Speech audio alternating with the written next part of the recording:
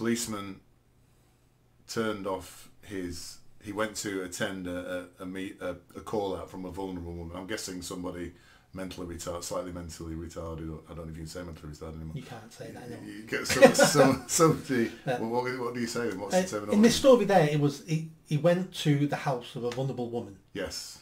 Yeah. Why was she vulnerable then? I can't remember now, but it makes no difference. He went to the house of a vulnerable woman. Actively turned off his body cam. Yeah. And then had sex with her. Yeah. During the call out. Now, somehow this got out, and he's now been sentenced to 3.5 years in prison. But we kind of go back around again to the same thing. What kind of person is this who was employed by the police force, who believes that he can do this and that he'll get away with it, and it's not a problem? Yeah. So my understanding is the sex was consensual, so it wasn't rape. But was it if she was a vulnerable woman? Yeah, so you can argue that point, but yeah. So let's say it was consensual. Yes, okay. He got caught because she wanted a relationship. So she was phoning him at work, spoke to other police officers about what had happened, and they must have reported him, and so they should. Well, that's good, I suppose. Yes, exactly. Yeah, because all these bad apples in Greater Manchester Police are only a tiny percentage. Yeah. You know, the vast majority of officers are hard-working, want to do the best. How do you know that? I've worked with police officers for 20 years, trained them, was based in police stations. The vast majority want to do a good job. They're hamstringed by their bosses, by the woke bosses and what they can do and what they can't do. So, but they actively want to do a good job. This officer, disgusting. So he knew he was doing something wrong, obviously. He turned his body cam off. If we're sending the people we trust most of all to help vulnerable people, the last thing we need them to do is be taking advantage of that situation. And you can take advantage in many ways. He took advantage sexually. But what would we have done if he'd have sold this person life insurance or remortgaged their house, because he does a bit of remortgages on the side? What would we have done if he sold, if he ran a gym and wanted her to join a gym and sold the supplements? We don't need police officers with a hidden agenda, sexual or business-wise, who can take advantage of the most vulnerable people in our situation. Because when we have a police officer turn up at our door, we want them to only have our best interests at heart. And when we start second guess why they're here and why they're offering advice, it destroys that part of policing in the UK. And he's been sentenced to 3.5 years in jail, and rightly so. Also, we need to ask ourselves, this won't be the first time he's abused his position. Yes. This will be the first time he got caught abusing his position. Hardly anyone ever gets caught the first time they do something wrong. Well, I guess the question for me on that one is, what kind of training do they give to police officers such that an individual like this believes he can get away with this sort of thing, doesn't understand the ramifications of what he's doing there? Are they being trained effectively in their process to understand that this kind of behaviour means they'll end up in jail? Do you think he would have done that? Do you think he understood when he turned his camera off and said, I'm going to have sex with you, that he could end up in jail? Yes.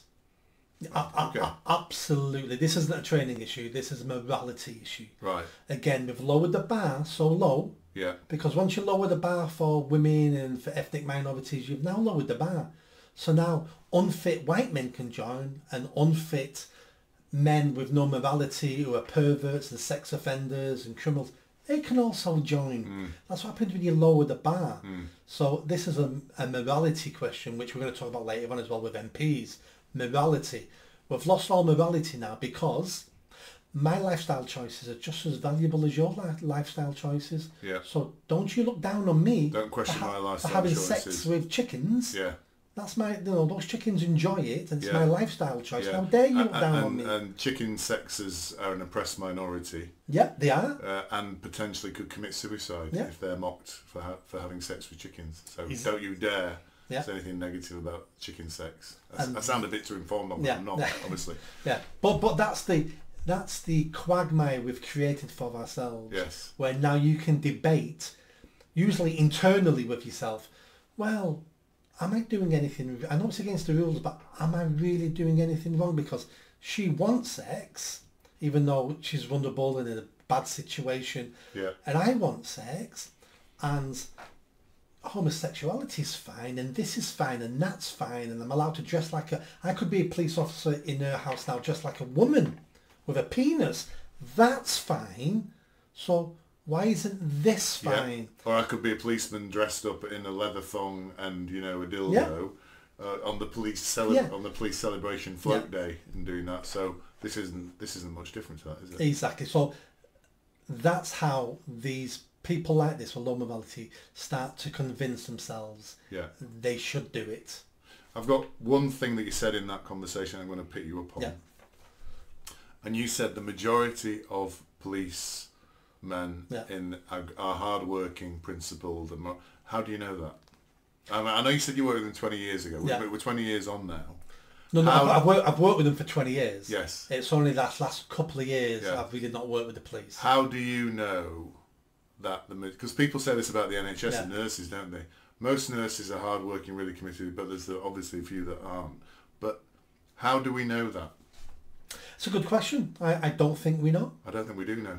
I don't think there's any metrics or any measures that are taken in the police or are taken in the NHS for us to say, yes, that person's hardworking, that person isn't. Yeah. I would question whether the majority are hardworking and committed.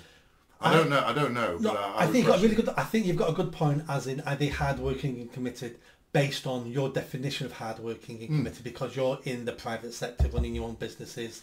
No one works harder than you because it's your business and stuff like that. Yeah. The police are public servants. Public servants on the whole work to a lot lower standards and efficiency and hard working than the private sector do. I've seen that all my life. Yeah. So when I say the majority of police are hard working, I mean it in the context of what you'd expect in the public sector. Yes, I see. Yeah. I think you're right. I don't know, but I'm just saying I think it raises the point that maybe we need to start measuring the performance of these people to understand whether they're hardworking or not.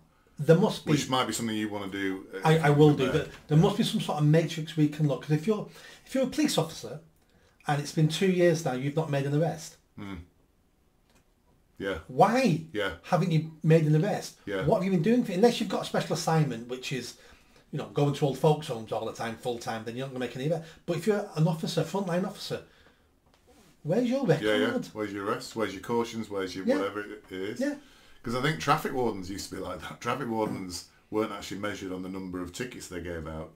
Now they are. Yeah. Which is why it's so easy. Well, I don't think that's a good thing, by the way.